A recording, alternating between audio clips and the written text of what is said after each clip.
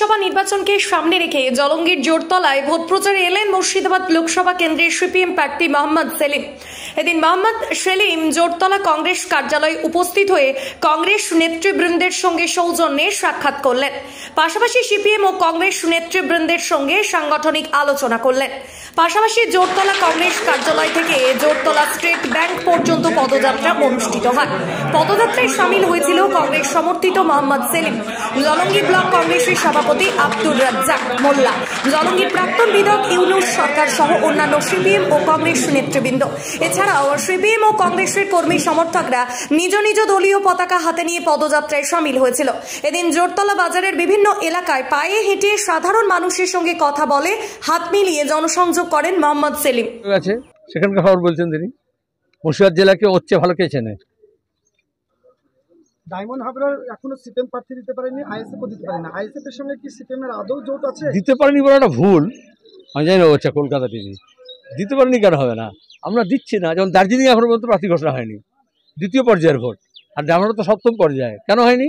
কারণ দেখবেন নতুনত্ব বাম এবং কংগ্রেস মিলে আমরা 42টা আসনেই এমনভাবে লড়ছি যেটা আগে কেউ কল্পনা করতে পারেনি। সুতরাং দার্জিলিং জেলায় যখন কালকে দেখবে প্রার্থী ঘোষণা হয়ে গেছে, এআইসিসি ঘোষণা করবে, তখন তুমি জানতে পারবে যে দিতে পারিনি তার নয়।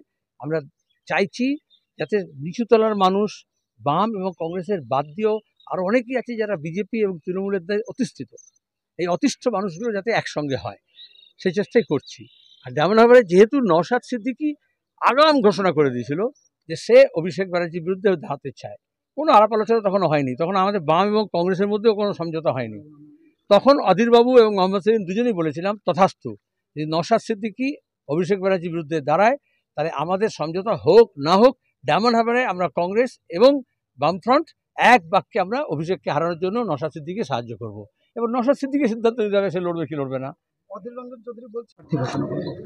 না দেয় তখন তো পরে প্রশ্ন হবে। এখন তো আমরা বলছি যা ঘোষণা করেছো সে মতো এগো। আইএসএফ এর প্রার্থী মুর্শিদাবাদে ঘোষণা হয়েছে এবং ওকে জিজ্ঞেস করো, কদিন আগে এসেছিল ডোমকলে, তাকে জিজ্ঞেস করো। আইএসএফ ব্যাপারে মোহাম্মদ সেলিম কি করে বলবে? আমি সিপিএম এর কথা বলতে পারি। আইএসএফ এর নওশাদ সিদ্দিকী তিনি বলছে মোহাম্মদ সেলিমের সঙ্গে আমার সুসম্পর্ক আছে, ওনার কথা আমি মানি। দুনিয়া যারা মানুষের সঙ্গে আমার সুসম্পর্ক আছে, কিন্তু রাজনীতিতে ঠিক হয় তোমার অবস্থান কি, তোমার বক্তব্য, তোমার কাজ তার উপর নির্ভর করে। ইন্ডিয়া জোট বলা হচ্ছে, সেখানে আইএসএফ মুর্শিদাবাদে প্রার্থী।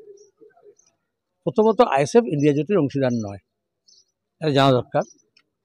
দ্বিতীয়ত ইন্ডিয়া ব্লক বিভিন্ন রাজ্যের বাস্তবতা অনুযায়ী বিভিন্ন সঙ্গীকে জোগাড় করেছে এবং সেটা তো আসন সমঝোতা হয়েছে। পশ্চিমবঙ্গের বাস্তবতায় আমরা বামফ্রন্ট এবং জাতীয় কংগ্রেস একসঙ্গে আসন সমঝোতা করেছি। এছাড়াও আইএসএফের মতো, হামরো পার্টির মতো, আদিবাসী বিভিন্ন সংগঠনের মতো, তপশিলি জাতি বিভিন্ন সংগঠনের মতো তাদেরকে আমরা আবেদন জানিয়েছি, যদি বিজেপি এবং তৃণমূলের বিরোধী হও তাহলে এসো আমাদের সঙ্গে একসঙ্গে জোট বাঁধি। তৃণমূল আপনি তাহলে ইস্যু পটেনকে আচ্ছা, নরেন্দ্র মোদী যদি গুজরাট থেকে এসে গঙ্গা মাইয়া বুলাই হ্যাঁ বলে বেনারসে ভোটে প্রার্থী হয় আর তোমরা তাকে যদি নাচানাচি করো, তাহলে মোহাম্মদ সেলিম কোথাকার কে জানো না? সে কে আগে সেটা বলো, আমি জানি না সে কে। হ্যাঁ কে এটা বলো, তুমি তোমরা সব রাজনীতি বলো। তার আগে কার কথা বলছো তুমি? সে কে তার পরিচয় দিতে হয় একটা। মন্ত্রী, স্বরাষ্ট্র